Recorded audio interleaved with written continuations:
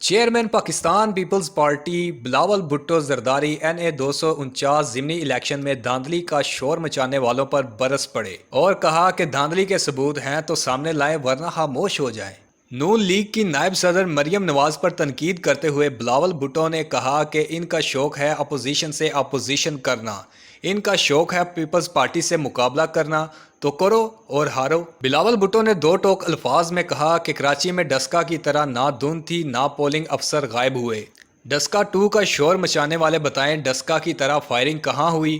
شاہد حقان Abbasi RO office میں موجود تھے اور اپنی ہار دیکھ رہے تھے۔ بلاول نے مزید کہا کہ کون سی جماعت مکمل سلیکٹڈ ہے اور وہ اب ہمیں لیکچر دے گی؟ نون لیگ کے دوستوں کو شکست کو تسلیم کرنا سیکھنا چاہیے۔ پریس کانفرنس میں بلاول نے کہا کہ اپوزیشن کی کنفیوز جماعتوں کو اپنا راستہ چننا ہوگا۔